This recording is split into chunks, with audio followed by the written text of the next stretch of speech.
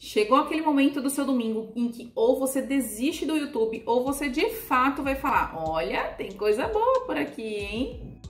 Isso porque hoje é o dia da gente trazer aquele compilado de notícias que estão relacionados direto ou indiretamente com a psicologia, que podem te ajudar muito na sua atuação, seja onde for que seja que você atue como psicólogo, para você que é estudante de psicologia, para quem é interessado na área, em saúde mental principalmente. É aquele momento de você receber conteúdos de qualidade. A gente separou aqui algumas notícias da semana que a gente considera que talvez você não tenha dado muita atenção, que saia um pouco do padrão do que está repercutindo aí no geral e que tem alguma relação, então, com a psicologia pode te ajudar. Vamos lá? Se você não me conhece, eu sou Amanda Santos, jornalista, co-criadora aqui da Mais Psicólogos, e a gente vai partir, então, para a primeira matéria. Ela é do portal Viva Bem. Eu gosto muito dos textos deles porque é bem completo, sabe? Aquele texto que considera todos os aspectos, eles de fato dão atenção para a reportagem, vêm as fontes, né? Pesquisam outras fontes, outras opiniões. Isso é muito bom, porque enriquece, né, o nosso conhecimento. Não fica simplesmente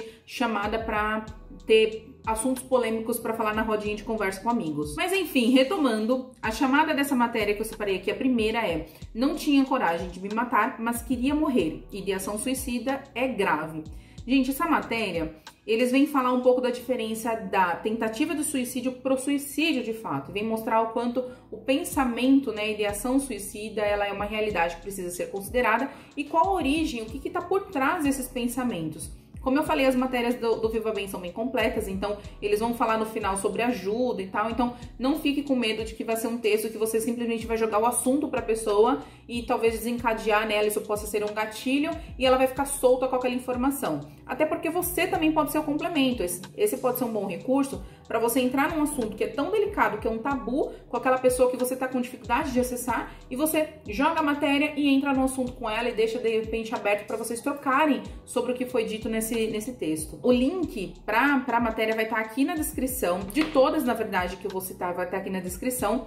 Mas não vai ainda, não me abandona, porque a gente tem outros textos para falar. Então vamos pro segundo. Agora é um texto da Veja, que a chamada é: escrever um diário é opção para registrar 2020 e pode ser terapêutico. Talvez você já tenha visto por aí, reparado um pouquinho nas redes sociais, que tem se falado muito sobre a escrita terapêutica. De repente descobriram essa prática e ela virou a moda do momento. E antes que você entorte o nariz pra virou modinha e tal, talvez seja interessante a gente pensar que essa forma das pessoas acessarem, terem contato com a psicologia, é uma porta de entrada como qualquer outra. Tem gente que vai vir porque, enfim, ouviu falar sobre psicodrama, tem gente que assistiu um filme, enfim, cada um vai vir por uma frente, né? Por algo que impactou a vida daquela pessoa. E se for pela escrita terapêutica, que seja. Então, não entorta o nariz só por ser modinha, não, mas vamos entender por que as pessoas estão se encantando tanto por isso, né? A matéria da Veja, ela traz relatos de pessoas que estão praticando essa atividade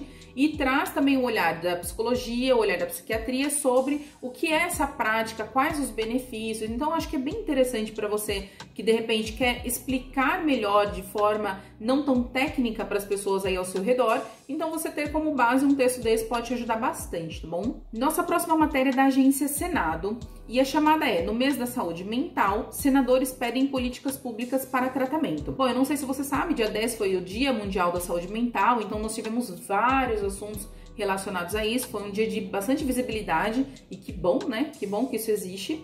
E aí, então, a agência Senado, né, o portal decidiu fazer essa matéria trazendo quais são os projetos de lei que estão em andamento, quem são as pessoas que estão por trás e quais são, o que eu acho que é o principal dessa matéria, quais são os argumentos desses senadores, enfim, das pessoas por trás desses projetos, para que eles sejam aprovados, o que levou eles a construir, né, a levar isso em pauta. E eu acho que isso é bem interessante porque a gente costuma olhar só o projeto em si e não entende, às vezes, qual é a intenção por trás, né? Quem é essa pessoa que está lutando por isso? Ela de fato conhece a causa? Ela entende qual é o interesse por trás? E assim, às vezes vai ter um interesse político e não é que isso tem que ser um problema e a gente não deva valorizar porque existe um interesse político da pessoa ter uma ascensão na carreira dela por conta disso. Não é isso, mas é que a gente entender a intenção, entender o quanto a pessoa está envolvida de fato, o quanto a pessoa vai levar adiante e ela vai brigar por aquele projeto, sabe? Eu acho que isso